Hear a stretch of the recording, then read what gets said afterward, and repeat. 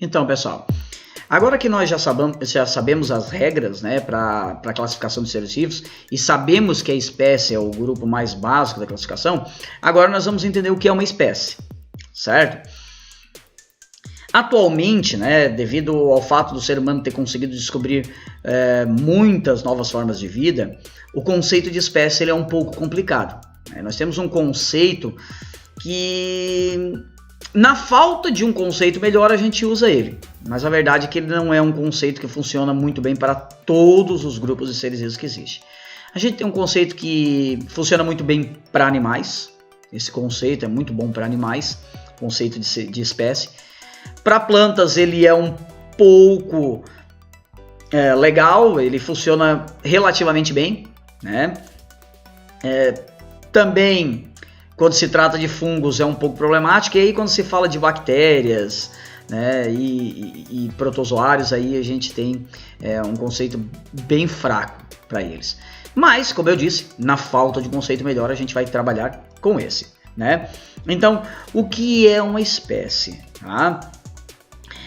A espécie é um conjunto de seres vivos que são semelhantes entre si, que podem cruzar uns com os outros. Claro, cada espécie pode ter certas especificidades. Por exemplo, uma espécie pode ter sexos separados, como é a nossa, e aí então para haver reprodução eu preciso de um indivíduo masculino e de um indivíduo feminino, né? Mas as espécies que são hermafroditas, por exemplo, não há essa necessidade, né? Então, espécie é um conjunto de seres vivos com semelhança entre si, que podem cruzar uns com os outros e gerar descendência, ou seja, gerar a prole, gerar filhotes férteis. O que é que significa ser fértil? Significa que quando chegar o momento apropriado, aqueles indivíduos que nasceram poderão dar origem a novos indivíduos. Isso garante, então, a existência, a permanência da espécie no grupo de seres vivos viventes na Terra. Tá? Esse último pedaço, seres vivos, né, a prole fértil, é relevante. Por que ela é relevante? Porque nós temos os casos dos híbridos, tá certo? A palavra híbrido também foi usada por Gregor Mendel lá na genética. Depois eu vou estar gravando uma videoaula sobre genética também, e lá eu explico melhor, mas atualmente não se usa mais essa palavra em genética, tá certo? Quem usou foi Gregor Mendel. Os híbridos são o que então?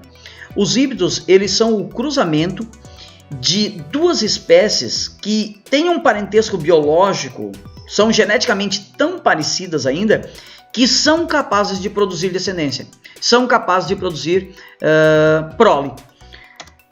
Um dos exemplos mais famosos que existe é o cavalo e o jumento. Então nós temos a espécie, né, que é o cavalo, onde o macho é chamado de cavalo e a fêmea é égua, e nós temos os jumentos, né, onde nós temos o macho jumento e a fêmea jumenta, certo?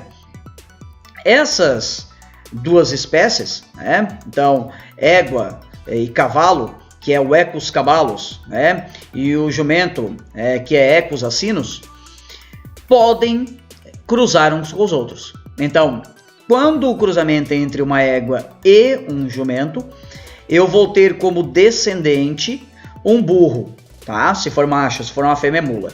Ainda pode ser chamado também de jegue e asno, tá?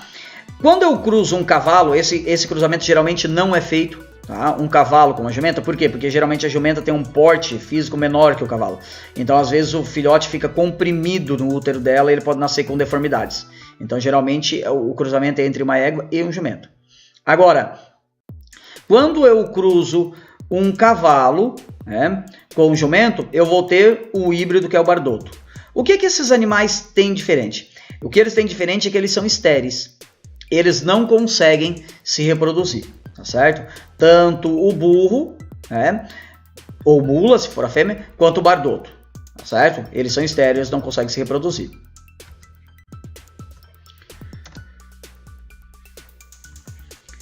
Então, um outro híbrido que também se tornou famoso agora nos últimos tempos foi um híbrido que foi feito em cativeiro, que foi o cruzamento de tigre com leões. Na natureza isso nunca aconteceria, né? Tigres são animais de hábito solitário e vivem na Ásia. Leões são animais de hábito social e vivem na África. Tá? Mas em cativeiro, em algumas situações, também não é tão fácil assim, aconteceu a hibridação, o cruzamento entre os dois. Então nós tivemos um ligre. Né? Notem que esse animal ele herda, né, a característica de ambos. Né? Ele fica um animal muito grande, muito robusto, certo? Apesar do tamanho, os relatos são que ele sempre é muito dócil. Né? E esse animal também é estéril, ele não tem capacidade de produzir descendência, certo?